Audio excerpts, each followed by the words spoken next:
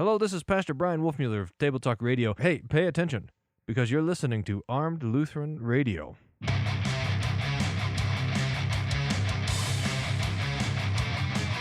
Bringing you law, gospel, and guns.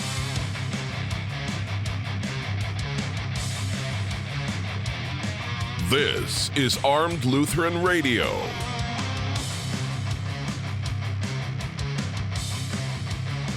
Hey folks, welcome to another episode of Armed Lutheran Radio, a show about guns, hunting, competitive shooting, the natural right of self-defense, and what God's Word says about the issues surrounding gun rights and gun ownership. I'm your host, Lloyd Bailey, the Armed Lutheran, and this is episode number 377. Welcome to all of you, and thank you all for making Armed Lutheran Radio a part of your week again this week. For those of you who are new to the show, welcome aboard. Thank you. Hope you enjoy what you see. It's going to be a little different than our usual show because this week is our September Online Hangout, September 2023. For those of you who don't know, this is one of the things that we try to do every month, hanging out with the men and women who make this show possible, the members of the Reformation Gun Club. We do not have any sponsors. We do not have any advertising. And what that means is that we rely on the annual contributions, the membership dues from these good people and many more to help keep the lights on. If you would like to be a part of one of these future hangouts, if you would like to find out about all of the great benefits of being a member, if you would like to have that warm, fuzzy feeling knowing that you helped make all of this possible, then visit armedlutheran.us/gun club or reformationgunclub.com, or you can look for a link in the show notes for this or for any of our previous episodes, and check out all the benefits. Membership starts as little as $15.17 per year. Come and join us. We would love to have you visit with us and see your smiling face in a future hangout. So let's see here. Let's we've got 4 folks waiting to join. Here they come.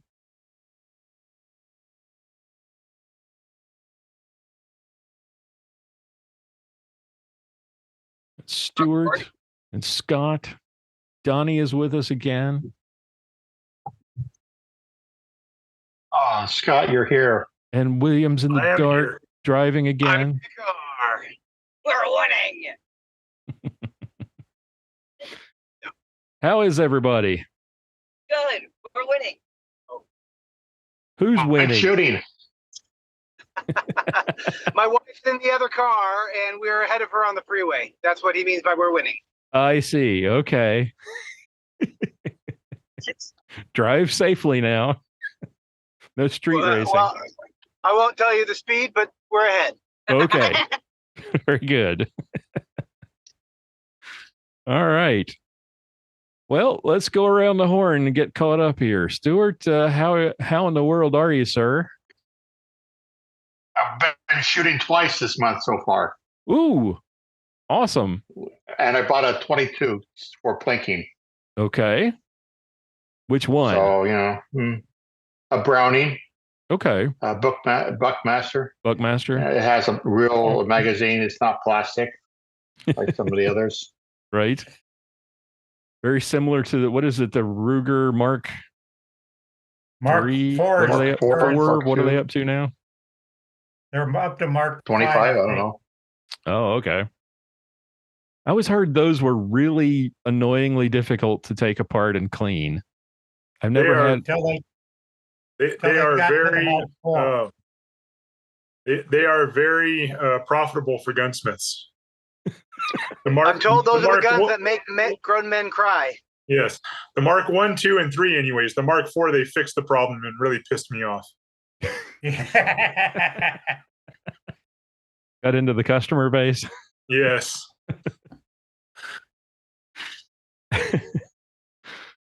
Scott, how are you? How's the Scott?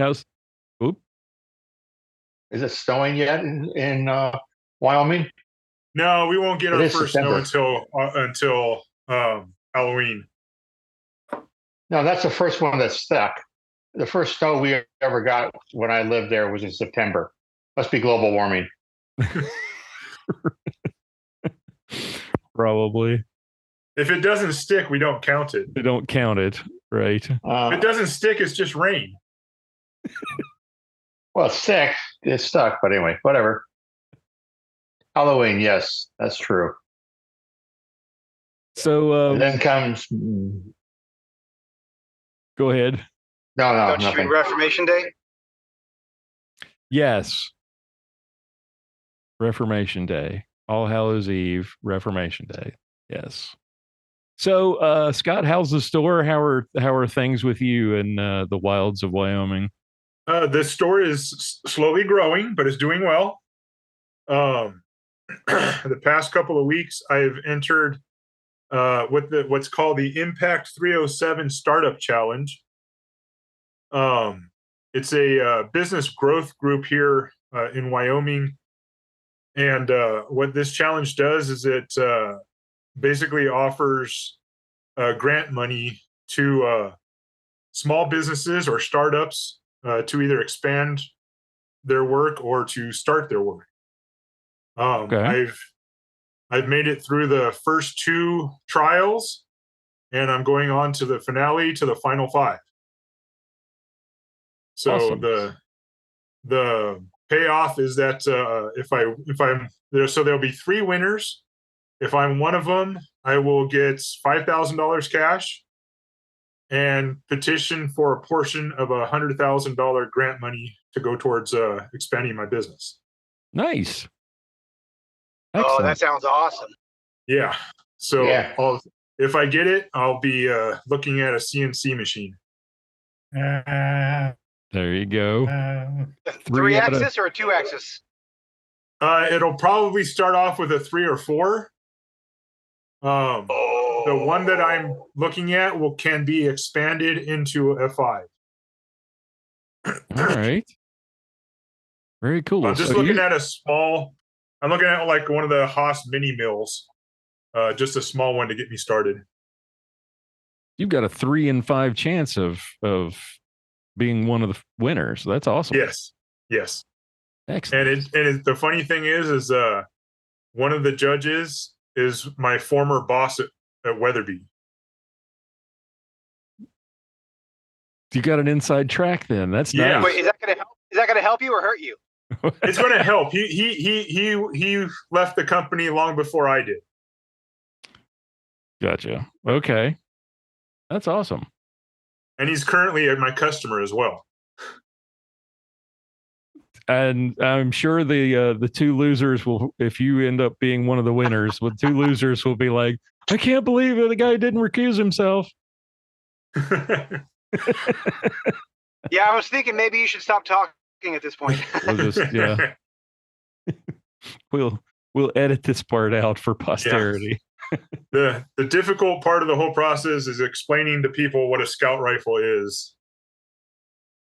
Right. It's like, well, basically, if you take all the rules of what a rifle is supposed to be and throw them away, you end up with a scout rifle.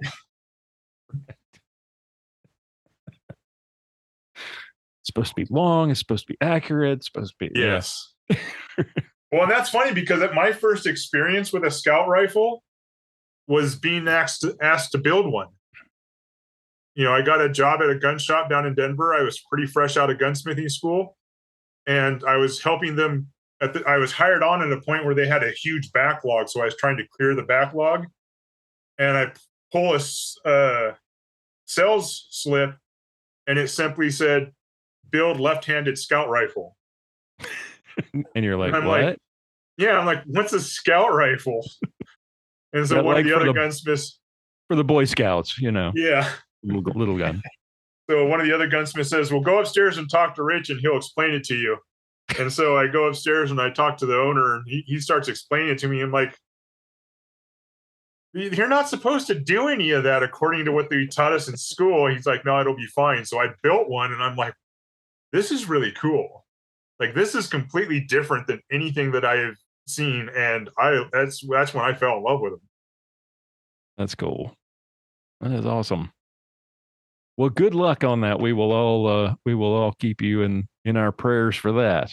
Yes. The finale is going to be live streamed, and it's November 1st.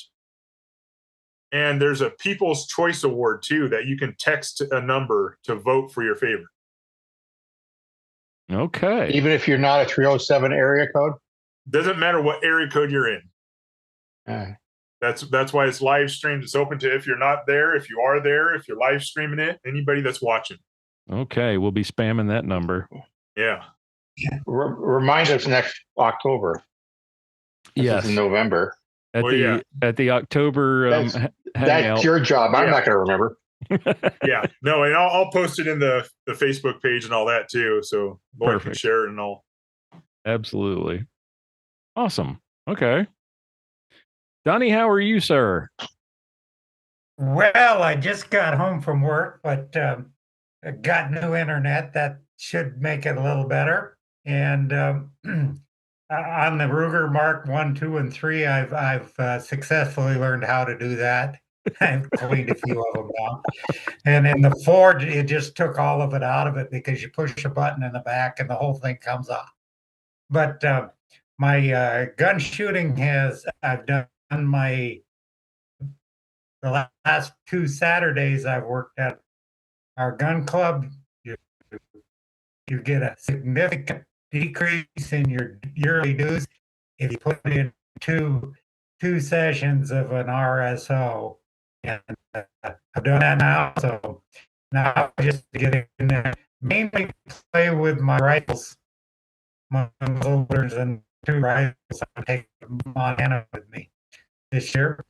I go out hunting last weekend, but that was it's archery season.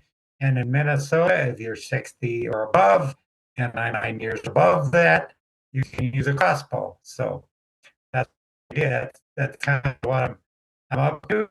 Going to be headed down 3 weeks. We're headed down to Missouri because the Oak Ridge boys at Branson, and of course I'll see a seminary in April.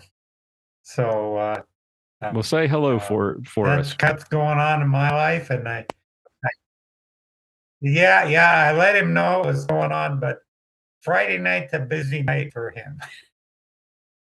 No worries. Tell him we said hello, and we'll hope to see him in a future hangout. All right, William has so just and for go ahead. I was gonna say just if you didn't, for you Fort Wayne fans, the president of Fort Wayne Seminary announced his retirement yesterday. Okay. So I wonder who's in line for his replacement. We'll find out soon enough. So one quick thing. Probably take about a year.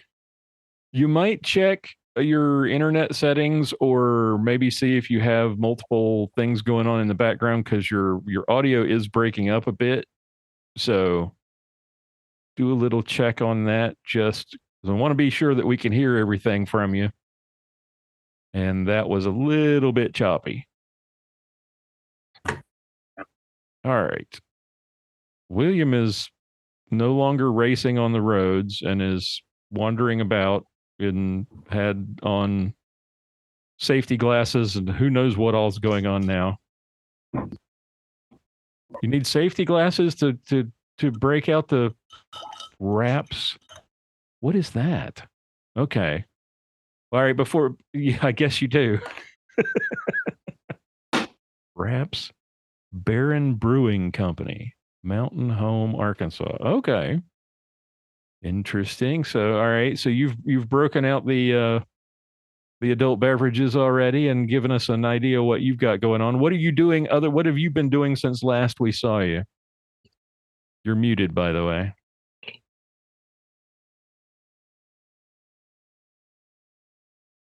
Doing some. Are you talking to me? Yeah. All right. Well, I'm in. Actually, why don't you jump to someone else so I can turn my computer on, and then I'll have a little bit better connection. Okay. We'll get back around to Stuart and find out more about shooting. What did you said you've been to the range twice since we were together last, and you got a new 22. Yeah, I joined the Escambia River Gun Club, and the RSO, the day I went over there, you do everything online. I got him to go, hey, it's been a while since I shot, and I haven't since I haven't shot since I had a stroke. I wanted somebody to go with me, so he went out there with me to make sure I was still just as bad a shot as I was before, and had a good time. Shot my 9mm. Finally shot the Kimber I had purchased. Not so happy. It's okay. I still like the HK better. Fits my hand. The other time, which Kimber? That new Micro 9 thing that they. Yeah. Okay. I can go get it and show it to you. And then I went and stopped at a gun store and picked up the 22 just because, shooting 9 is nice, but it gets expensive. And I don't have Scott's money. And so therefore I try to keep it cheaper. Yeah, I know I could buy a lot of rounds for buying a Brownie 9mm or whatever. Right. It's not my fault that people pay me to shoot their guns. Scott makes the rest of us regret our life choices. It also helps that every round I buy is a tax deduction. That's good. Awesome. Biden hasn't gotten rid of that yet? It's my business. It's a business expense. Yeah. Yep. Well, it's evil guns. Like that evil thing behind your head that's got to be out there. That's just a hunting rifle. They're not after those. Yeah, whatever. Right. For now. Yeah. Once they ban whatever they want to ban, and then when the crime in Chicago doesn't stop, and then they'll come after those next. That just tells you those are the last ones they come after. Yes. Exactly right. There's some nuggets. And looks like William is almost okay. There he is. William's getting some nuggets. I heard it. So where do I start? So last time I told you I was looking for work, and I decided I am working part-time. I'm still doing accounting online and doing that part-time, but decided I was kind of tired of sitting around in front of a desk all the time. So now I'm actually going outside and getting some sun and getting some exercise in, and actually doing something useful with my body, which is kind of nice. Okay. That's new. My daughter, my 10-year-old, actually made the logo. It's a striking likeness. I think you need to change the name to the Bearded Window Washer. Well, so I heard you talking about business expenses. I stuck with the alliteration, but my tagline and my next round of business cards is going to have the kilted cleaner, and I'm going to be using that as an excuse to get more and more kilts. So careful. Yeah. Whoa. No, that's going to be my new my subtitle of kilted cleaner, and I'll be able to get more kilts that way. I'm looking forward to the kilted cleaner. Don't look up when I'm on the ladder. That's right. No, I charge more if you want to watch me.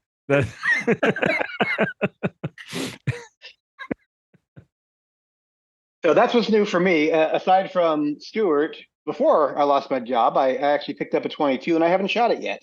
So I got the Glock 44, which is the 22. Right. And since I've been looking for work, we're actually thinking my in-laws using our house as an Airbnb to supplement income as things get started. Right. And it's locked away at home, and I keep forgetting to get it when I stop by to clean up the house. So, yeah. But I heard Stuart talking about that, and I was like, oh, I need to go pick it up. Oh, it's so cute. Go clean it off and go to the range and actually pop a few. Oh, that's how adorable. short of a barrel is that? That is it's just a little guy.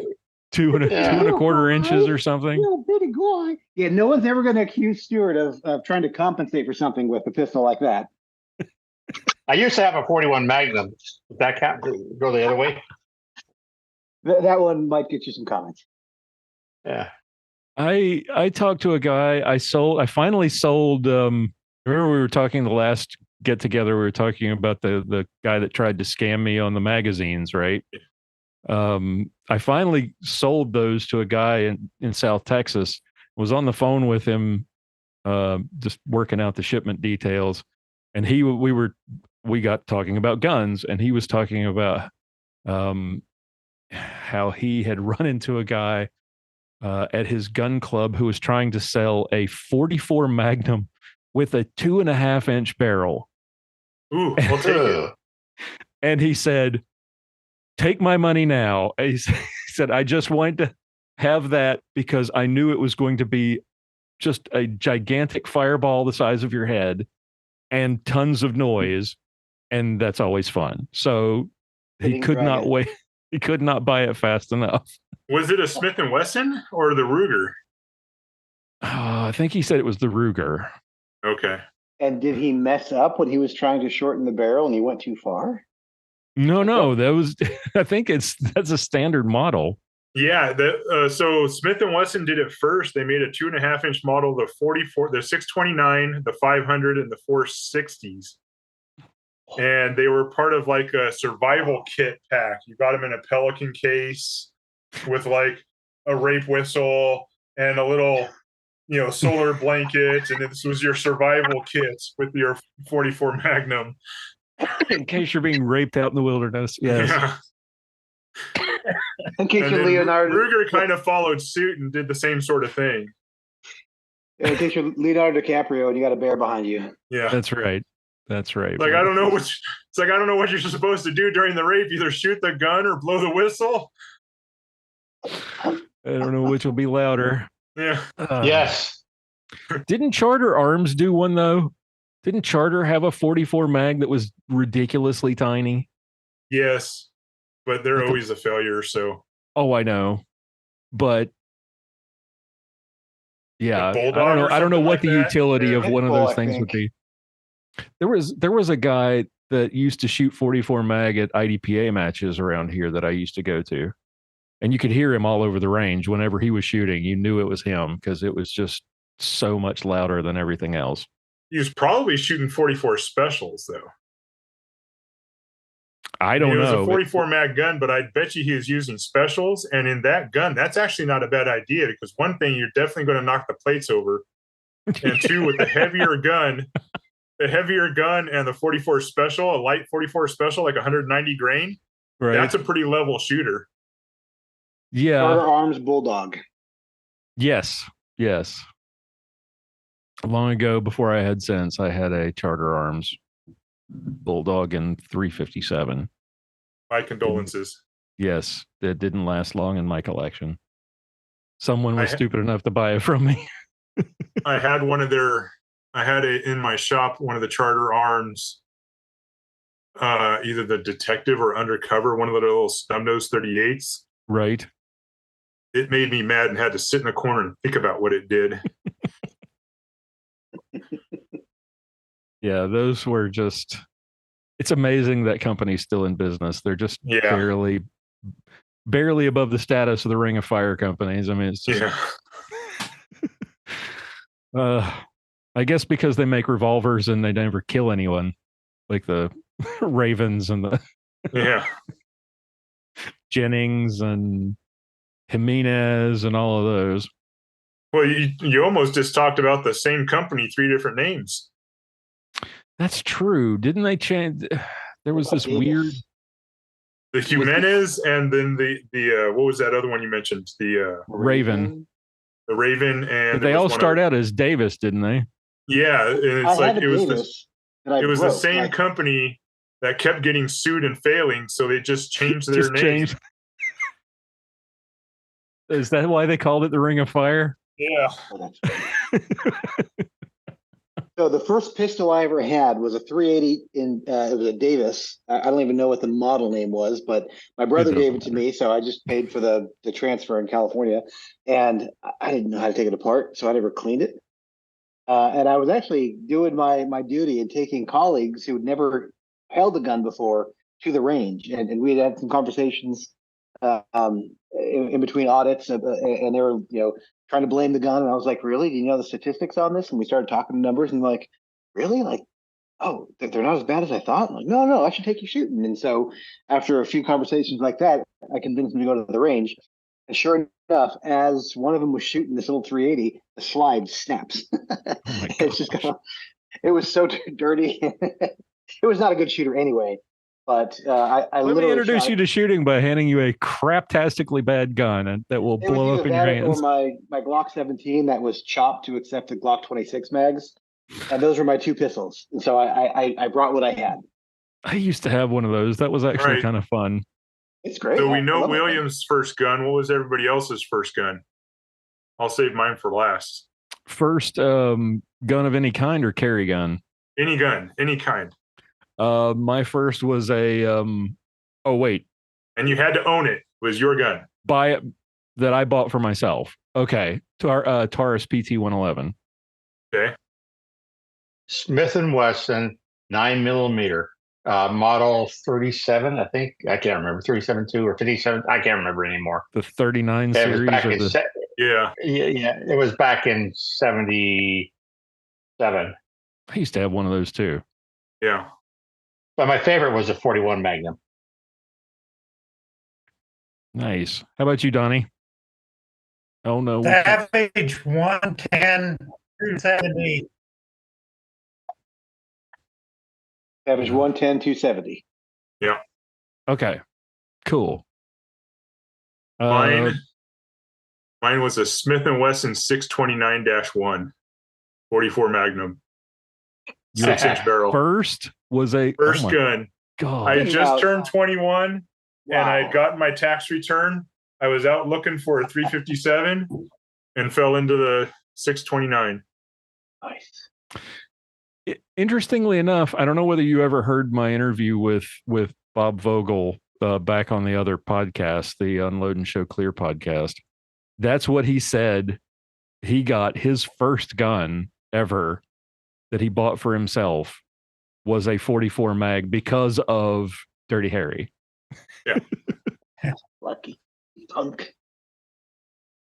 All right, so Scott, I'm not in any position right now to go and buy another gun, but I'm always thinking, just because, as you would. So I don't yet have a revolver. Oh. What? And I carry with regularity. Almost every day, although under the kilt's a little harder than some other areas. What should I consider as something that can also be carried as a first revolver purchase?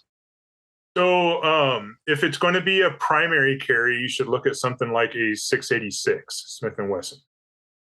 So that's going to be your 6 or 7 shot 357 Magnum. That's going to be their L frame. So get one with the 2.5-inch or 3-inch barrel for a concealment gun. The 66 would be another good choice. It's a slightly smaller frame, but still a 6-shot. If you're going for ultimate conceal carry or backup, look at the Smith & Wesson J frames, particularly the 637 and the 642s. Can I get any of these? 642.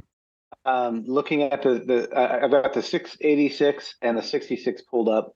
Can I get those either from the factory or from an FFL already with either a shrouded hammer or a filed down hammer, something that, like Masato you likes to describe, something you can't just cock and have a hair trigger.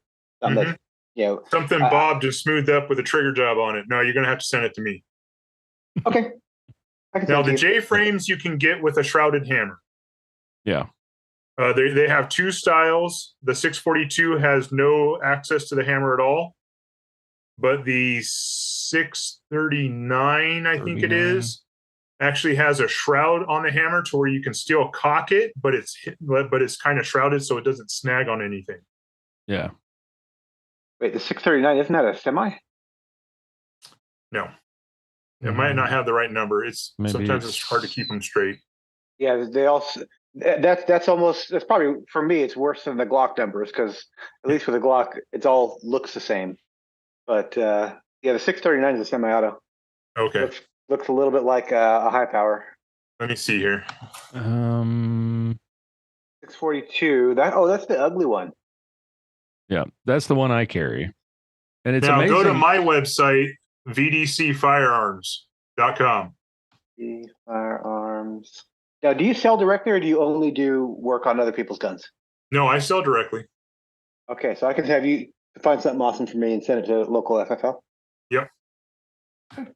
We'll have to talk in a few months. Yeah. And Lloyd, since you got a J-frame, you need to send that to me for a trigger job.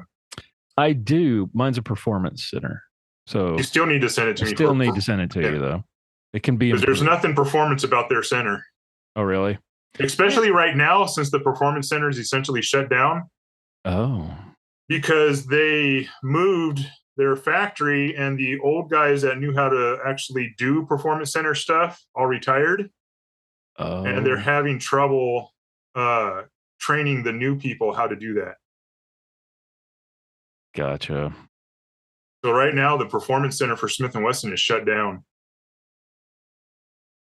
So did the pandemic and those retirements, is that the sort of the problem at Smith? Is it because everywhere in the country seems like nobody wants to go back to work? And the problem they're having is that so working on revolvers, by the way, that J-frame I was telling you about was the 638. This is the one he needs. It's nice color. Oh, it's pretty. Okay. It still has that ugly thing, but completely shrouded. The 630. So the problem with revolvers right now is that it's a dying art. Mm-hmm. So many of the guys coming out of gunsmithing schools are all about tactical Tupperware. They're all about the striker fire pistols, and they're all about the AR-15. So the guys that are like really into revolvers and willing to take their time to learn how those operate, because it's a much more complicated mechanism than your striker fire guns. Much more complicated. Yep. So the guys that gunsmiths that I consider would be better armorers than gunsmiths, there is a difference, are not good at doing trigger work for your revolvers.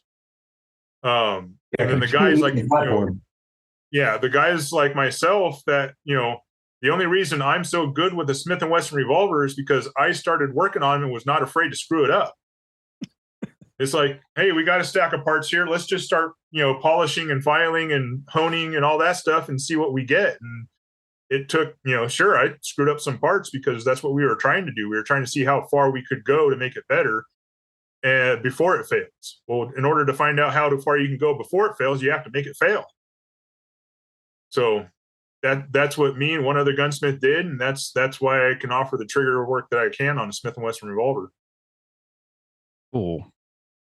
Yeah, that makes sense. I mean, I took a Grant Cunningham, what was it called? Threat-centered revolver class a few years back, well, more than a few years, like 5 years back. And I was surprised at the number of people who came out, but all of them were shooting the little tiny J-frame air weights. Yeah. And I was really surprised. I took it just because I wanted to take it. I didn't own a revolver at the time. I bought one just to take the class. And I bought a Ruger SP-101, which is a nice little gun, but not to carry as big as it is, it didn't make a whole lot of sense. Yeah. So I gave the J-frames. I was surprised. Grant was talking about how it's so much, you would be surprised because of the sort of the natural shapes. Instead of everything being blocky, you've got that round cylinder, and the butts tend to be rounder, so it actually conforms to your body better than you would expect. And I was surprised at just how comfortable it is. But everybody's teaching the you got to carry as many rounds as possible, and you got to have an automatic, and blah, Yeah, blah, blah, blah, blah. Which statistically speaking, most civilian shooting situations are resolved in 3 rounds. Yeah. So it's like, if you got 5, you're good. Yeah, and the revolvers, especially the J frames, are getting a really big resurgence right now because people, even your smallest 9mm, your Glock 43s, it's still a heavy gun. Mm-hmm. You take a fully loaded Glock 43 and weigh it against a loaded Smith & Wesson J frame, the aluminum framed ones, it's a lighter gun. It's 11 ounces. Yeah, and it's easier to carry. It's easier to conceal. Yep.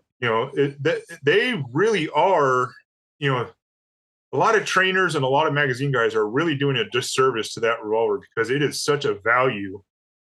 Because, like, all of you think of your wives. Is your wife's going to want to carry a heavy gun in her purse? And it's going to be in her purse because you're not going to ask your wife to change her wardrobe just to conceal a gun. They're not going to do it. So it's going to be in their purse. They don't want a heavy gun in there, but a lightweight J frame is perfect. Yeah. Not to mention they get their hand on it and they can shoot through their purse with a revolver. Right. And what I always found kind of ironic about the argument against revolvers for concealed carry was many of the same people who were saying, well, you're limited in the number of rounds, were also carrying. This was before the Wonder 9 thing. After this was before the P365. Yeah. Right. Where all of your semi-automatic micro 9s were 6 rounds. Yeah. But they were still arguing that yeah, you shouldn't be carrying a revolver because it has limited capacity, but they're carrying a Glock 43. Yeah. It's like people poo-pooing a 1911. What only has 8 rounds? It's like, oh, what are you carrying? The Smith & Wesson M&P Shield, which has 8 rounds. 8 rounds. Yeah. The capacity argument doesn't really hold water anymore. Yeah. Although now that we've got those super micro 9s that have where they've figured out the geometry of the magazines to be able to double stack, or 1.5 stack, whatever they call it, where they can get 10 or 12 rounds in a magazine without increasing the footprint is really impressive. But the simplicity of a revolver and not having to worry about dropping it and it going off, or fumbling magazines, or getting caught up in clothing and jamming, And as much as I enjoy carrying my Glocks and the other things that I had for so long, there's a certain level of discomfort you simply have to put up with. Yep. And a lot of that discomfort can be mitigated. I'm not advocating that everyone go out tomorrow and switch to a 642 J frame, but don't poo-poo it just because of the capacity. I mean, everything in concealed carry is a trade-off, right? You're compromising somewhere. You're either compromising comfort or you're compromising capacity. The question is, are you going to carry the thing? Yep. Yeah. What's that old phrase that Clint Smith used to say? The gun not supposed to be comfortable. It's supposed to, no, that's supposed to be comfort. Yes, that's supposed to be comfortable. It's supposed to be comforting. Comforting. Yeah. True. They get a Smith & Wesson 500. That's comforting. That's comforting. And a wheelbarrow to whirl it around in. That's right. One thing you got to remember about revolvers is that they measure the barrel from the cylinder, not where semi-automatics are measured from the bolt face, from the breech face. Yeah. So you're getting true rifling. The distance of the rifling in a revolver. I've got a Ruger LCR. Why do I have a Ruger LCR in 38+P? Because when I was selling guns, I earned enough points to get it from Ruger. Is my audio better when I stop the video? Yes. Yeah. Yes. It is. That's why I stopped the video. So Yeah, I got my Smith & Wesson M&P 40 kind of the same way. I took the M&P armorer's course, and they had a program where they were calling it the on the hip program. So I got an M&P 40 for $200. Nice. Yeah, Nice. All I knew I chose the wrong field. my Rugers I got for free because he'd sell so many guns when I was selling guns, and you'd earn points. And they did away with it since then, but I think I got 6 guns from them. Everything from a 260 Varminter to a SR-22. Yeah, they switched over that kind of stuff. Now most manufacturers are doing like an industry discount, where like if you work in a retail store or something like that, they give you a special discount. Nice. Yeah, we had those too. And it's not too bad. Some of them, depending on the company, some of them they're slightly under dealer cost. Some of them are slightly over dealer cost. So. That's how I got my Kimber. And that was when Kimber had their sales headquarters in Kalispell, Montana, which is my hometown. And but they moved everything to, I think it's Troy, Alabama now. Aren't the rifles still up there though? No. The rifles may still be in New York, but they're not. Montana was just sales and marketing. Okay. I could have swore that their rifles were made in Montana for a while. Not that I'm aware of. Okay. So since you brought that up, best deal or best gun that you ever either won a discount for, or you won the gun outright? Anybody got a offering you want to share there? I've always. Does it have to be for yourself, or can it be for somebody else? It could be for somebody else. So I have helped 2 friends find Desert Eagles. And do tell. So both of them were 44 Magnums, and one I got for I've worked out a deal for the guy, and it was I think the first one was like $560 for a 44 mag Desert Eagle, and the other one was like $625. Nice. And those are probably some of the best value per deal that I've got. Those run. What do those normally run? Like $1,500. $1,500, right? Yeah. Oh, wow. And they were both through pawn shops, and I was doing work for the pawn shops, and they would always offer me deals on the guns if I wanted to buy guns. And it's like, so I had one friend that was looking for one of those, and I'm like, well, I'll keep my eye open. And sure enough, I fell into it. And then another guy said, well, can you find me that deal? I'm like, well, I can do my best. And sure enough, I found him a deal. Awesome. So for myself, I had a lady bring in another Smith & Wesson 629, and she was looking to sell it. And she found it in her basement. And I'm like, why can't I find stuff like that in my basement? She bought the house, and it was just the previous owner had left it there. What was it? A Smith & Wesson 629, the 44 Magnum. Oh. Yeah. That's an N frame series, N like Nancy. Yeah. Yeah. Yeah, it was the 6-inch barreled one, and she wanted to sell it. Now, this was early 2000s, so they haven't quite gotten ridiculously priced yet. And I'm like, well, I can offer you like half of what the estimated value is. It's probably worth about $600. I can give you $300 for it. And she said, done. And I said, okay, I got to run to the bank. I'll be right back. So that's probably the best deal I got for myself. Nice.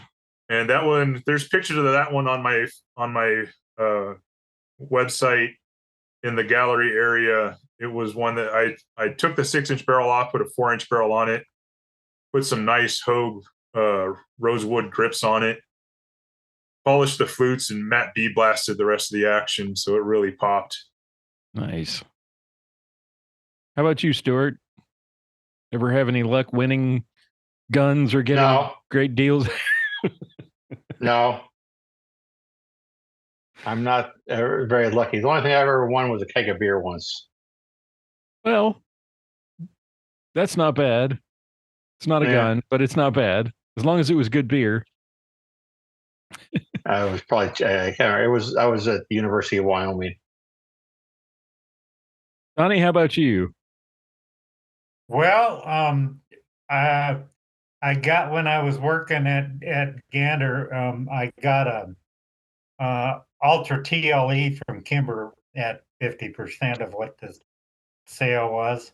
It's still probably my very favorite handgun to shoot. Other than I do have a Ruger 8.5-inch Blackhawk and 45 Colt, which I do load for.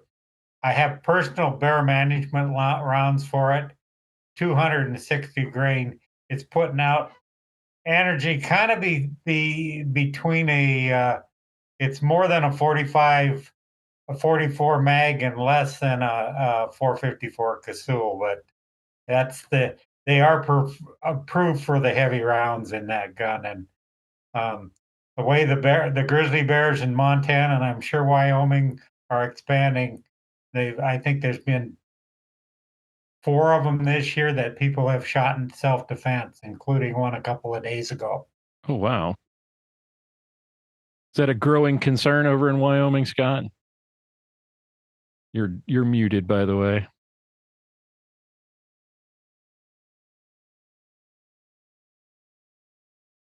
Let's see if we can. Scott, you're still muted. Let's see if I can. Apologies. There you go. Sorry. We were trying to read lips, but I'm terrible at it. It is a growing concern. They have been, they've always been over in Yellowstone, but they have rapidly been starting to move eastward into the Blacktooth Mountains and throughout Wyoming. It's a growing population right now. Hmm. All right. William, you're muted, so I will ask you to. There you go. How about you? Any luck ever winning guns or winning discounts on guns or raffles or anything? No, closest thing I think was I won $50 from Glock at one of the GSSF matches, but and I got a plaque for getting first place in one of the indoor league. I think I was the only person in that category, so. You didn't have to tell anybody that. All right, so there you are. That's nice. the 44. I'm looking at it. That's gorgeous. That is nice. That's the one I got off the lady. There's just something about revolvers too that they're just classy. What's the grip? Those were Hogue Rosewood. That's pretty. That is nice. Yeah. Don't mind me. I'm going to open up a Mountain Home Arkansas Stout that was brewed a couple weeks ago. Nice. Nice. My boys had here's one of them had a mountain bike race out there in Mountain Home, and they both started because we missed the previous race. They both started at the very end of their groups. Right. And, they both ended up in 10th place. So you overcame what, 17 people? Yeah. So he overcame 17 people. I'm 8th grade level 2. 8th grade level 2. So we did a higher bracket than his little brother. His little brother was in the second group of his group, and he was in like 56th place. And he caught up with the first group and ended up in first place out in Mountain Home. No, so 10th place. I meant to say, sorry, I had 1 in it. 10th place. Nice. His was in like 2 waves, so he started at about the same spot as I did. He was able to pass and start ahead. So while we were there, my wife and I went out and enjoyed some Raps Baron Brewing Company stuff, and I took this home. Nice. That's cool. You and I go into what we were enjoying while we guys been playing that. Well, before we go around what everybody's drinking, we've gotten one entry. I'll tell my story in case you guys haven't heard it. Sergeant Bill and I went to there used to be a match called the Badlands IDPA Championship in Broken Arrow, Oklahoma. And was it Broken Arrow or Broken Bow? Broken Arrow. And it was awful. Usually from one year to the next, it was just terrible. The last year that we went, they had 3 stages thrown out because they were illegal, because they just didn't know the rules. And the area coordinator was actually shooting the match and was sitting. I remember seeing him sitting at a picnic table, looking through the rule book and the match book at the same time, and just like with his head in his hands, trying to figure out what in the world they had done and how this all got approved.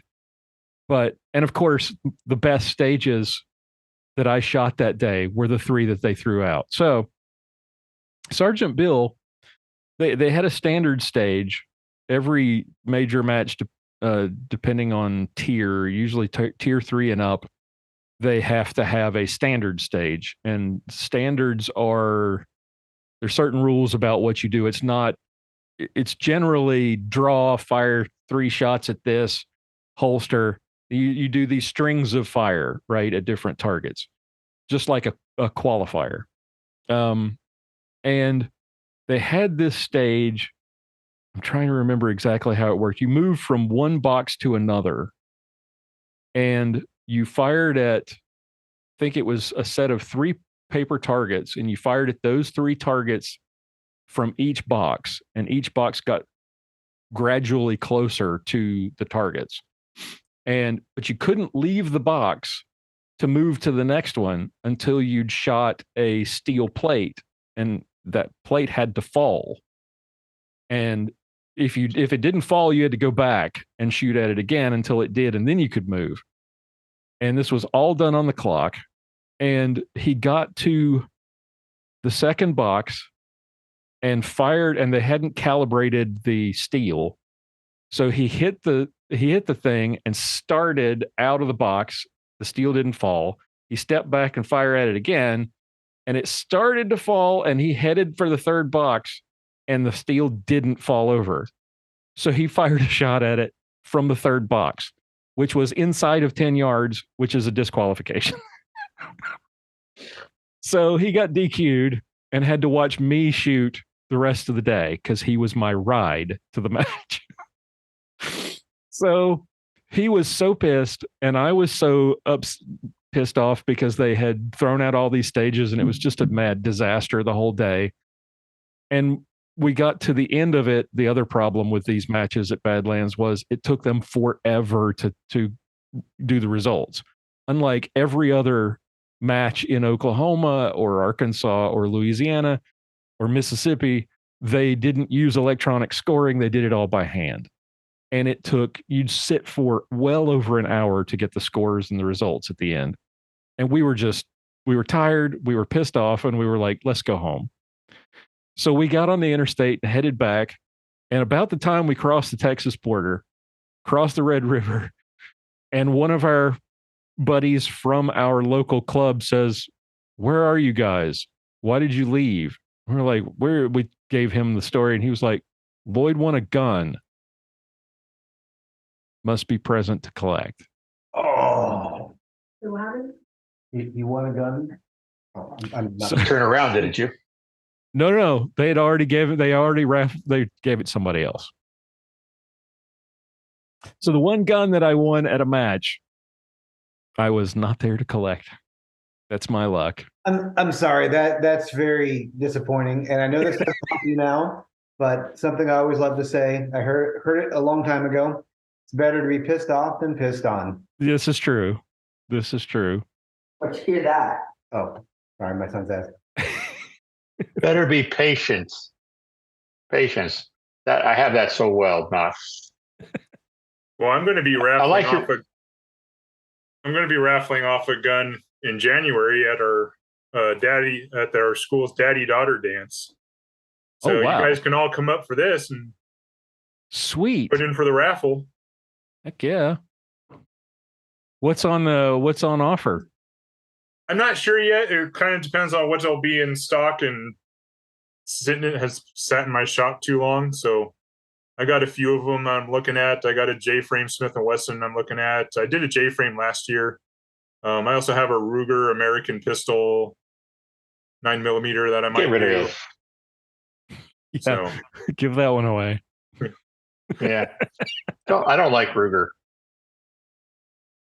I had a model, something or other. It's funny. In that competition that I'm in for this funding, my Scout Scope mounts is one of the things I'm looking at producing, and they're some of the questions that have come up have been, it's like, okay, well, why would anybody buy your mount instead of just buying like a factory offering Scout rifles? And I'm like, well, there's only 3 companies that make a Scout rifle.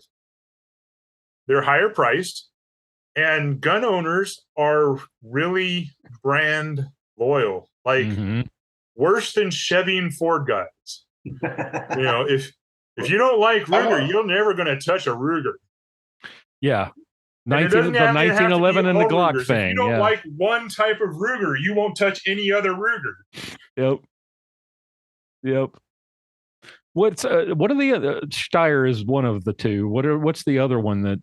So the 3 most common are the Steyr, the Ruger, Gunsight Scout rifle, the Gunsight, yeah, and then the Savage. Oh, I forgot about Savage. Scout. Now Mossberg makes one, but they seem to go in and out. Like they'll make it for a couple of years, and then it'll die off, and so they'll stop making it, and then they'll bring it back again, and they'll stop making it. But it's really just both the Savage and the Mossberg are just kind of an abortion Scout. It's like, yeah, we put this on it and called it a Scout, and they suck. Took one of their standard guns and cut the barrel down. Yeah, and put a forward mount on it, and that's it. It's like, and not to mention the Mossberg actions suck. They just suck.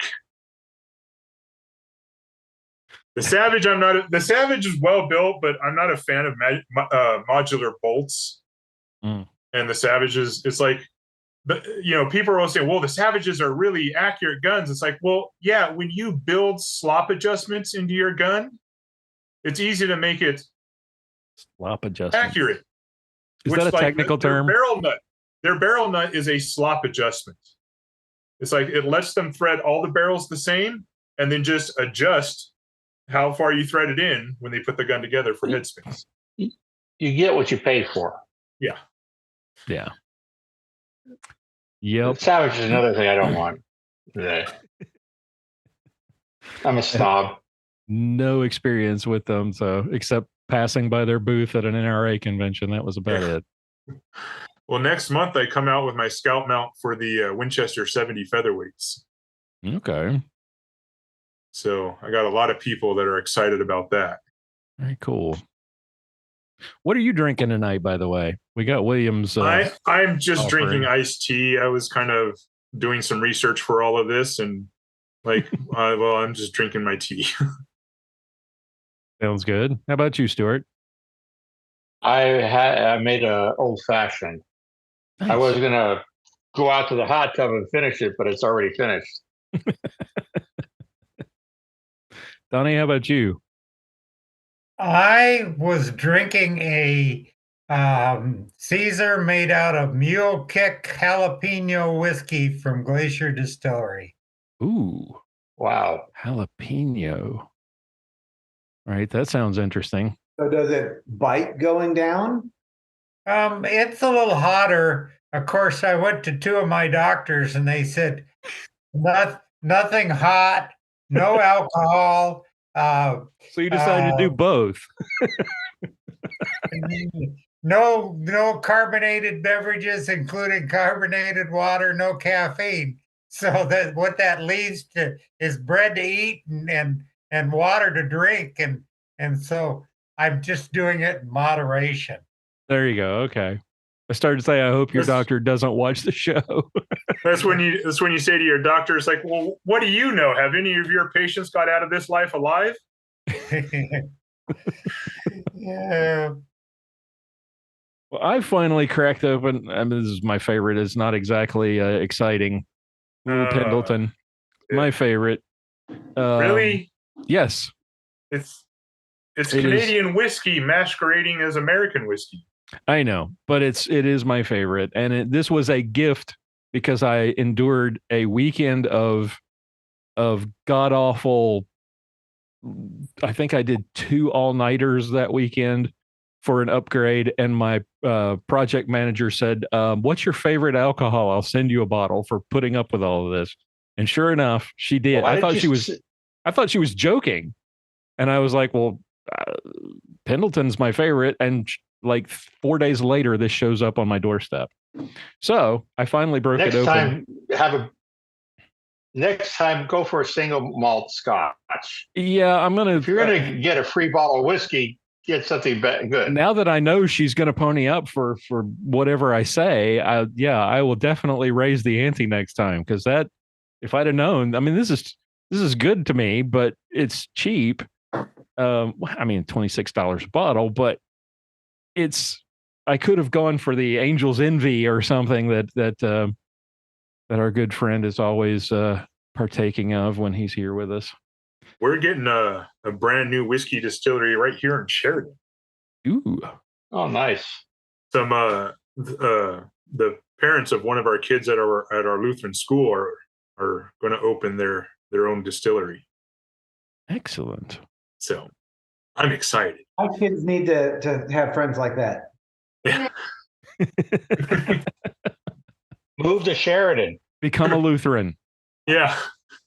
Wherever you find 4 Lutherans, you will always find a 5th. Yeah, there's even a Lutheran-owned distillery in southern Wyoming. Arcola, I think it's called. Mm. The guy who started that one is actually a LCMS Lutheran. Okay. You don't have to get rid of your Calvinist beard either. The beard will fit in perfectly. He's still perusing the revolvers. Hey, Scott, how long does it take for you to work on a revolver like a 357? How long does it take me to get it back website. to you, or how long does it take to actually do the work? Well, I mean, you have to go through all this rigmarole that the imperial government has pushed upon us. You know, can't mail it. You got to go through one FFL to another FFL to get it to No. Where are you at? I'm in the Free Republic of Florida. Okay, so for a revolver, all I do is I send you a shipping label for FedEx, and you send it straight to me. Oh, because I have a 357. It would be nice to get it. Yeah. You know, I got about a 2-month turnaround time right now. Okay, so it doesn't. I don't have to go through FFL or anything? No. An FFL has to send you, it varies for some states, but most of the good states, which is about, I think, 35 out of the 50 right now, the FFL has to, and this isn't state rules really, it's more of a FedEx imposed rule, that the FFL holder has to send you a shipping label for you to send them the gun. Okay. Now, So sending it back to Stuart, you would have to send it to his FFL, Nope, right? drop it right to his door. Signature required, but that's it. Wow. Because we're not changing ownership of the gun. Wow. That's cool. Sense. So, what do you recommend? I'm looking there. There's the level 2 trigger and level 2 extreme. I mean, I'm not Wild Bill Hickok by any chance.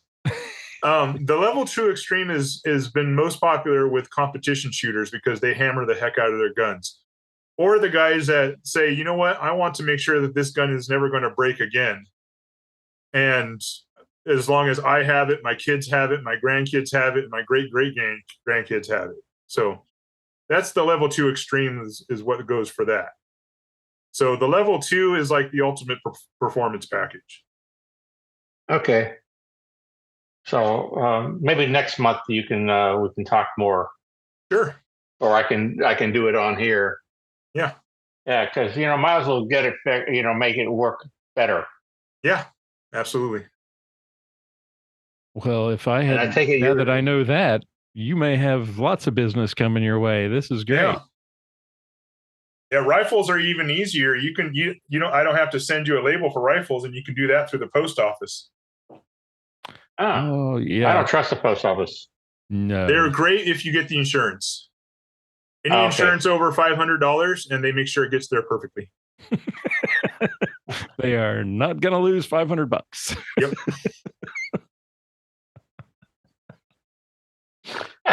All right. I was just wondering. I found your website interesting. I'm sure there's people around here too, but it's Florida. You know, Florida man. If you want to see the actual work I do, you go to my YouTube channel, VDC Firearms, and I've got a 6-video series of my level 2 trigger job, and it's just riveting TV. Each video is 30 to 40 minutes long, and it will keep you on the edge of your seat. Just you sitting there polishing for 45 minutes. Yep.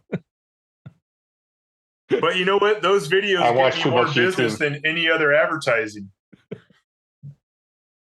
Seriously, those videos have gotten me. So people find those videos and they're like, that's the guy I want to send it to. Yeah. They see you taking that much care with their gun, and they think, okay, yeah, I can trust that guy. Yep. Very cool. What's the average? Right. What's your average watch time on those videos? Do people actually sit through the whole thing, or do they get to a point? I'll have to look at the metrics on that. I really, it's YouTube, and I don't get paid for it, so I really don't even pay that close attention. Anything with guns, you're not going to get paid for. Yeah. Well, that would be interesting to know. But yeah, I'll check that and report back. It might just be ASMR for people, and they're just like, "This is so awesome." Yeah. Well, I wish there was a report I could get to see how many gunsmiths are watching it trying to steal my trigger work. That would. There it is. We're dealing with part 4 in our level 2 trigger and action job. Today we're going to be taking care for some of the. It looks old. Yes, that's I probably should redo them. I'm going to be launching a Rumble channel, and I was thinking about redoing those videos for Rumble. You can show off the new shop too, because those are in the old shop, right? If you follow the whole series, I go to between 3 different shops. Oh, God. It took me a while to finish the series. It's like I started the series with one gun and ended it on another gun, just because I got busy and I had to finish the one gun. Right. Will Rumble pay you? Did you get Rumble money will from pay Rumble? me, yes. Yeah. Yep. Rumble will pay me. I mean, YouTube should, but they're communists. Yep. Yeah, their algorithm or whatever it is, their community standards won't allow you to make money off of gun content. But Rumble, that's kind of their niche is taking free speech. Yeah. Free speech is trying to get people whose content is being sort of suppressed on YouTube. Yep. You think Wilson Combat would go there then? I watched Wilson Combat. I know. And Massa, you. Well, you're also talking about people and companies that are making so much more money on their actual product that they really don't care if they're bringing in money from YouTube. It's just advertising for them. Yeah, it's just advertising for them. Yeah. So, which is what YouTube is for me, but it'd be nice if I could make some money off of everybody watching my stuff. Yep. What is I use it, but I don't really use it. There's another. You don't get anything, do you? No. He's not big enough yet. We're working on it. We're working on it, but I'm sure they would hear a few things said that triggered some people. If I got big enough to make any money, there'd be no money. Yeah. What about Rumble? Have you thought about that? I have. There is another service that I actually heard about on Forgotten Weapons, and I can't remember what it's called. And basically, all of my YouTube content gets automatically published over there. Can't remember the name of it. Probably some Chinese run thing because they're stealing all of it. It might be, but they don't. But a lot of times, what Ian does with some of his, if he's doing something with an automatic rifle, a machine gun or something, and they won't let him show that at all, even it's just a demonstration and talking about how it works and the engineering of it. They won't allow him to do that on YouTube. So he'll do short little videos on YouTube saying, go to this other channel so you can actually see this. So he's driving content away from YouTube to this other place that allows him to actually show those things without penalizing him. I can't remember the name of it. It's surprising. Sometimes you ever Google search yourself?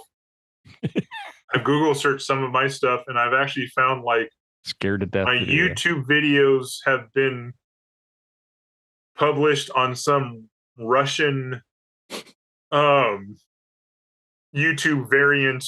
The Russian version of YouTube. Yeah, and I'm like, wow, okay. Comrade Tube.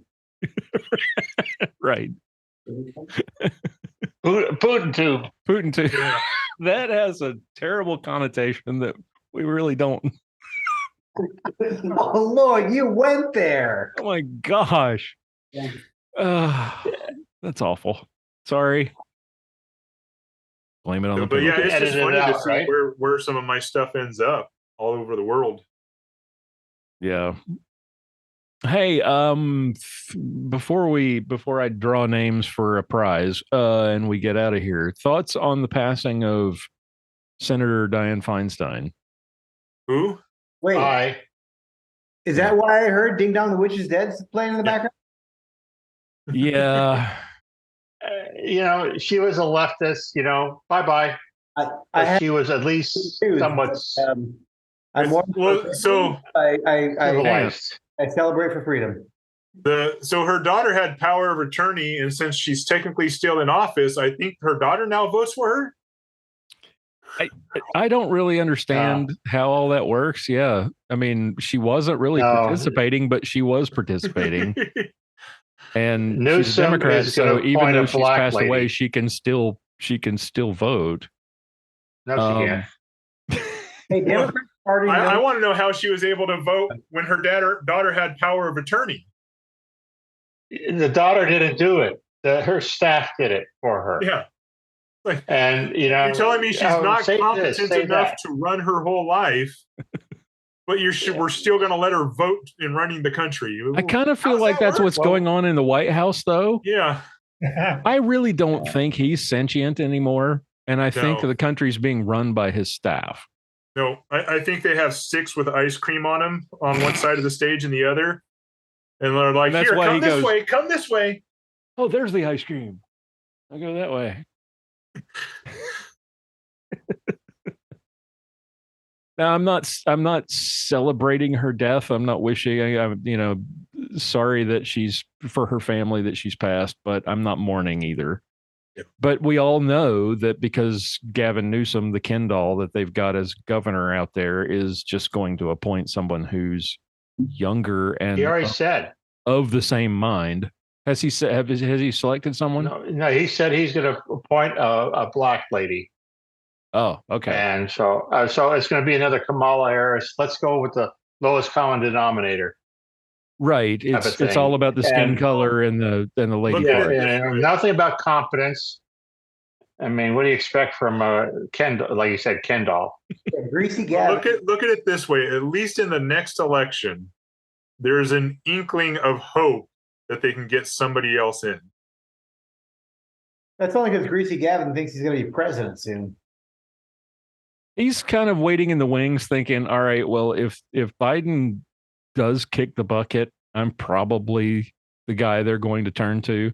Because I don't think the Democrat Party in a million appointed something. I don't think in a million years they're going to let Kamala take it. Yeah, I honestly don't think Biden's going to be able to run. They are not going to let that happen because he is the most beatable. I don't care who runs against him. He's the most beatable president right now. Well, we thought that the last time. Yeah, but this year is going to be really interesting though because this will get us demonetized. Everybody's going to be watching this election like a hawk this time. Yeah. it's like any shenanigans that show up, and it's going to be hammered on so hard. So I'm not saying they're stupid enough to try and pull some of this stuff, but they'd be pretty stupid to try. I think that's what but I do think that's what some of the trial balloon that would with the COVID coming back stuff. Yep. Right. The discussion of, we got another wave of COVID coming. We know we might need to bring the masks back. Yep. They're testing the waters on that right now. And seeing how people are reacting, and everybody's like, nope. Yep.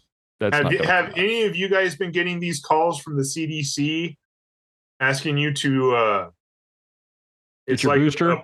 Like a poll questionnaire thing that they want to do? It's like we want I've gotten them 3 times. Is it a phone call? I wasn't very nice to the person.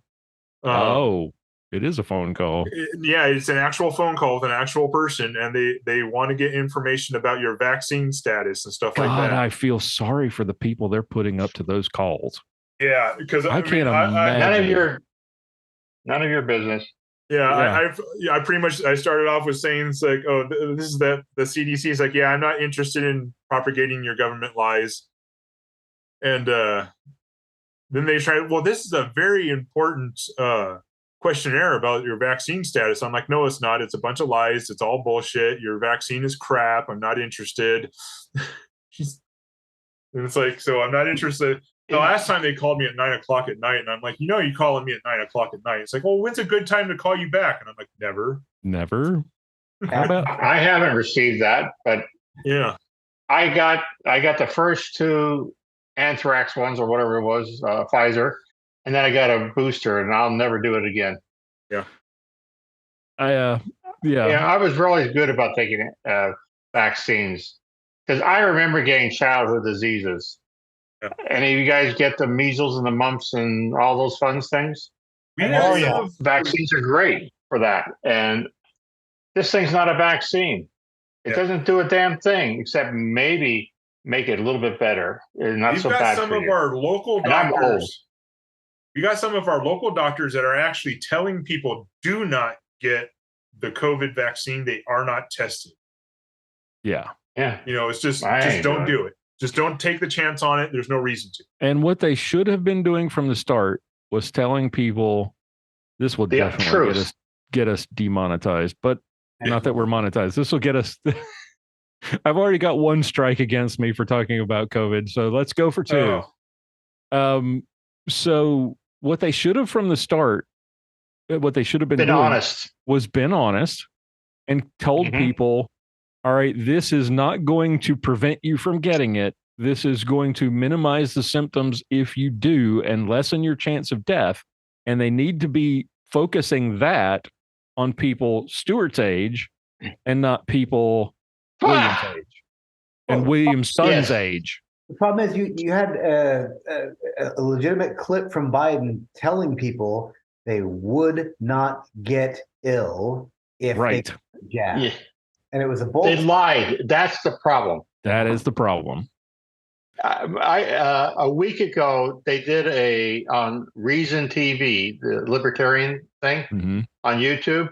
Suggest you look at it. It was about the Swedish response with Johan Norberg and how it was really good and how Sweden did things and not Bernie Sanders loves Sweden because it's socialist, but it's not. But he doesn't like it because of nobody liked Sweden because of the COVID. The way they handle it, the way everybody should have handled it. Mm-hmm. Why we follow a communist Chinese model on this gets me. And that's Trump too, by the way. He did that too. I totally blame Trump for leaving Fauci in charge of all this mess. Yeah, and Fauci, who started it all. Yeah. Hey, YouTube, go pound sand. Thank you, Stuart. I know all these sugarcoat things, but I cannot. You don't lie to me. I don't trust anything the imperial government does now. That's the thing. We've lost so much trust in our institutions now because of COVID. And it's not just That It was started in the 70s. For those of you who don't remember, with the so-called I was all the of new 4. ice Give me a age. break. It was the new ice age that was Right. coming down. And let's start then. Eggs are bad for you, and this is good for you. This is bad for you. This is bad for you. This is good for you. And they've been red doing meat's this. going to kill these you. so-called- Coffee's going to kill you. Yeah, Acid this rain. so-called expert. Yes. Acid rain. Well, acid rain was bad, There was but no. not in Wyoming. There's no such thing as not acid in rain. There was no such not thing in as acid Wyoming. rain.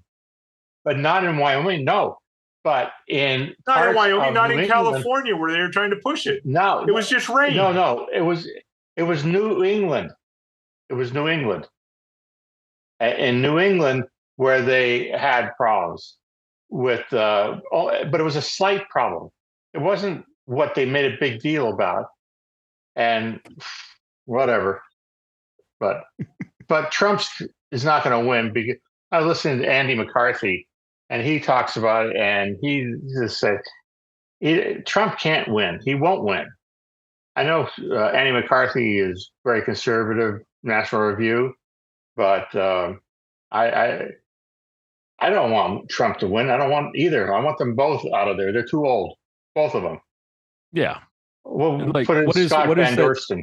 What is that T-shirt I saw the other day? Anybody under 80, 2024, right? I mean, could we please maybe have somebody who's not potentially going, got one foot in the grave and the other one on a banana peel? It would be nice. But Yeah. we've got this walking corpse in the White House. Yeah. And we got or Lloyd. Absolutely. Not me. Definitely not me. I don't know. Because I've had a stroke. I'd really I've had go a for a stroke. Trump Vivek ticket. I'd really go for a Trump Vivek ticket. No. Because setting Vivek up Trump to be the needs to go president away. after him, that would be awesome. Trump just needs to go away. My concern is that Trump is so polarizing at this point that That's what's going to make him win, though. That's what's going to make him win. No, it's because not. people are seeing what they're doing to him, and they're just like, we got to stop this. We got to put a stop to this. But it is interesting that the polls are swinging the problem his direction. is if Trump doesn't win the next election, if Trump is not allowed to run and win the next election, then nothing's going to get fixed. So all of the tampering and the shenanigans. If and Trump all that didn't lose, he can't run. just stays right there where it's at. Hey Scott, if Trump didn't lose the 2020, he can't run. Doesn't matter. Well, because he's president, right? I don't know what I don't like. I don't know what the answer is. I just I wish we could get a different slate of people. I wish we could just get rid of the Chris Christies and the Mike Pences and the Trumps and the Bidens and just maybe get some new blood in there. I would be even willing to entertain, yes, Kendall from California, just to have somebody different. I'm not saying I would vote for him, but what I'm saying is, why is it that both parties seem intent on putting a guy in office who's probably going to die there if he wins? Right? I mean, Biden is probably not going to survive another term. He can barely walk and he can barely string together sentences and he can't remember anyone's names. He's a total embarrassment when he's in a foreign country because he can't remember where he is or who he's talking to. Trump just says the most outlandish, stupid things imaginable. And he's incredibly polarizing.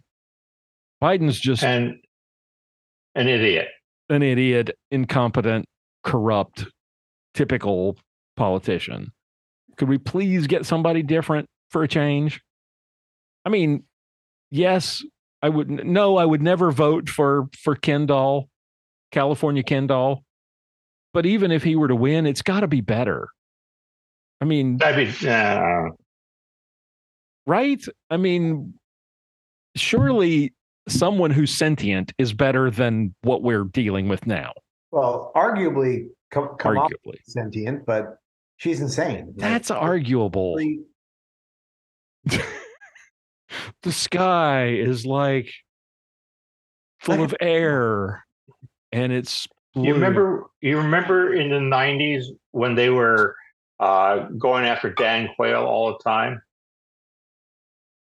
I mean, I don't know. You know, I've been around way too long. I realize that. I remember the potato. Yeah, I mean, he was not an idiot, and it's just because they were trying to make the whole thing look bad. Yeah, it's the media will never let anybody. I mean, and Romney's a bloody racist, didn't you know? And an evil, just like the guy behind you. You know, where's the? Oh no, that's never mind. That's Obi-Wan. Never mind. I mean, who did you think that was? I don't know. I need a drink, I guess. But the media has been against the right ever. It doesn't matter all the way back. I mean, they didn't like Nixon, and Nixon's did some screw ups, including recognizing China. And let's not forget Watergate. And whatever, and wage and price controls. How Keynesian can you get? Right. So now I understand my parents better. It's all coming around, and it's the same stupid crap. I mean, let's go back to where it really started. Wilson and FDR. Evil. Well, I think the core problem is that we've got people who make a career out of being politicians. I mean, guys... That's the true solution, increasing turnover. Yeah. The guy who's in office right now was in office when I was born. So, or 3 years after. I was in high school. What the heck? The guy has never done anything productive in his life except draw a government check. So could we? I think we need to have. I don't know what we have to do to get term limits so we can actually get some turnover and actually get some decent people. You know, and we need to. It used to be Americans would vote, and but the Senate would keep people around a long time. Henry Clay. We're talking, back in the 1830s and stuff like that. The Great Compromiser. Thurmond. Oh my gosh, he was an emaciated corpse when he died. So the senators, I think that needs to go back to the state legislators deciding who your senators are. Yeah. So the whole idea between the Senate and the House is the Senate was supposed to represent states in the government, and the House of Representatives were supposed to represent the people. Yes. But now the Senate. How nice of you to understand the Constitution. And they ignore you. So he knows it the needs Constitution to go back better than the people who are in office. Yeah. So you need to go back to the state electing the senators, because then it doesn't matter. You appoint them for a term, but if you don't want them to finish that term, you just the state just throws them out. No, that's exactly. No, we don't like you. Go away. You're up. We need to get back to the Constitution. Yeah. Now, Kendall in California is talking about a constitutional convention on gun rights. Well, see, there's the tricky thing that you can't just have a constitutional convention on one issue. Right. Exactly. And he doesn't realize that he's on the losing end of that battle, because there are more pro-gun states than there are anti-gun states. And I've actually seen articles suggesting that might be a dangerous idea because, like you said, it won't just be about gun rights. Yeah. And something else in the Constitution might get changed that the left isn't going to like. We need to put term limits on term limits on all of them. Not just the president, but Senate, House, judges, all of them. The only reason we got term limits on the presidency is because of FDR pushing and pushing and pushing. I mean, and then dies in office because he strokes out. And let's not take any pictures of him in a wheelchair. And so in the 50s, and I don't see it happening for the Congress They're not going to vote to kill Senate. their own gravy train. Yeah. It's going to take a change. It's going to take something from the happening. American people changing it. Yeah. The American people can change it anytime they want to. All they have to do is get out there and vote. But nobody does. They don't think. I mean, Alan Simpson's 18 years was he in there? I can't remember anymore. And I remember Malcolm Wallop said he would go 3 times, and then he would go and he'd bow out, and he did. Malcolm Wallop did. I don't know if were you in Wyoming then? And so there was another guy who that's what it takes. Well, the problem is that the good ones will do that, but then the good ones are the ones you kind of want to keep too, like Trey Gowdy. Yes, I used to love the way he would harass the reporters or the people testifying. Yeah, he would just go bowed after out, them. and that was good. There was a black guy I can't remember his name. He used to play, he was a football star in college. I cannot think of his name. And he said, I'm only going to serve 2 terms and I'm done. Yeah. And he did. But then you get Diane Feinstein, who hangs on until she is actually brain dead. Yeah. And Joe Biden's been in office since what, 72? 74? And he's always been on the wrong side of things. He's been wrong about everything foreign policy wise since he was elected. Yeah. And if you want something funny, watch there's a video on YouTube, I think, or maybe it's, if any of you are Daily Wire subscribers, watch the video, the biography of Clarence Thomas, and the part where he talks about his interaction with Biden when Biden was on the Judiciary Committee during his nomination to the Supreme Court. That interaction between the two of them is absolute comedy gold, because it's obvious that Biden has no idea what he's talking about, but he's saying it with such confidence. Like he's trying to portray himself as this smart legal mind, but it's obvious that he's just full of crap. And that hasn't changed over the years. That has not changed. He's been full of crap from day one. But it's so funny watching that interaction between the two of them, because Clarence Thomas is trying his best to keep a straight face and to be serious in his answers, knowing that he has no idea what Biden is talking about, and Biden doesn't either. And he's trying to be respectful of these stupid questions. And it's just absolutely comedy gold. You've got to go to YouTube and look it up. If there's got to be a video out there. If not, go watch that video or read the book, the biography of my grandfather's son is a very good book. I finished it a few months ago. Yeah, and the biography on Daily Wire is terrific. No, wait a minute. I finished it before my mom died, so it's been almost a year. Great book. Yeah, you can get the audio book too. I do a lot of audiobooks, but when you're doing your gunsmithing, Scott, or washing windows, yes, audiobooks are great. All right, so we got let's see, we got 2 everybody hours here. So pick a number. Where's Don? We're gonna go around. Donny is decided. Donny's with us. He's right, but his camera was causing a little bit of a disruption with the audio, and now that the camera's off, it is totally clear. So everybody pick a number. We're gonna go around. Pick a number between 1 and 100. And I'm gonna hit one of these random number generators, and I'm gonna send out a free gift for one of you. Stuart. Between 1 and 100. 13. All right, Scott. 76. 76. Good choice. William. 72. Oh my goodness. Donny. 54. 54. Good number.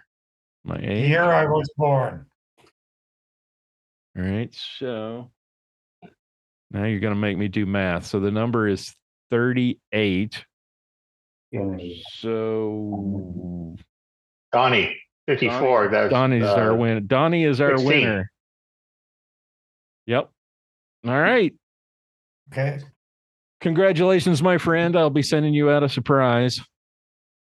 Okay. Okay, I wanted to share with you two simple memes that I saw in the last week or so. We love memes. That made me smile. they both had to do with, I guess you'd call it identity politics, but self-identification. Right. One of them was, I identify as a conspiracy theorist, and my pronouns are told, you, so. And the other one was, I identify as a free American, and my pronouns are will not comply. There you go. There you go. Which reminds me, where did I put that? Speaking of not complying, this is a shameless plug, if I can ever find it. Oh, make me open my... Come on now. You know who I am. Don't ask me for my password. Rhino, what are you? Oh, you. Let's see. No. Okay. Of course not. Can't remember my password. So we're just going Get LastPass. I know. Well, I have NordPass, and for some reason I made my password so dadgum hard to remember. Okay. So yes, my password for... There we go. There we go. So go check this out if you're for your non-compliance. Where did my share? Are you going to put it in the chat? I'm trying. It's being very annoying. I thought I was closing the chat earlier, but apparently I was closing my Zoom, and that's why I dropped out. What that? Share. Come on now. Come on, Zoom. Work with me. I pay you enough every year. You ought to work. Is that the one? Open Sift. What? Yeah. Yes. I want to share that with Zoom. I've always shared that with Zoom. What is it? Apple. Darn you. Okay, so Zoom won't do that without rebooting Zoom. Okay, never mind. So I will share a link then. How about that?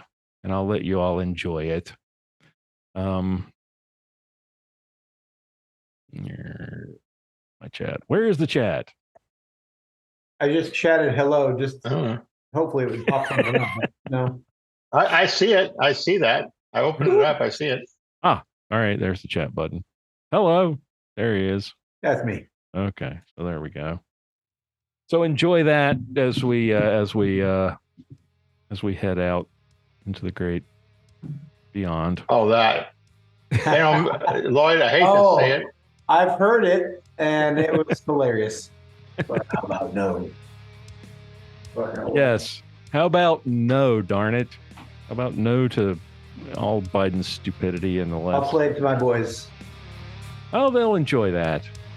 Well, they're not into hard rock so much, or heavy metal yet, but we'll see. Yeah. Well, they should be. By golly. Oh, no. Guys, I'm I really... the wrong generation to be a metalhead.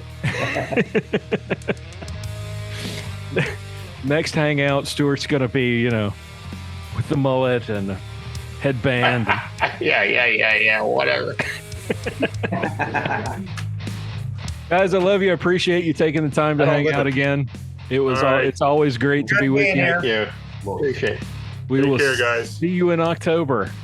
Yep. See ya. Take care, everybody. I will email you or something, Scott. Thank you. Sounds good. Thanks. All right. God bless, guys.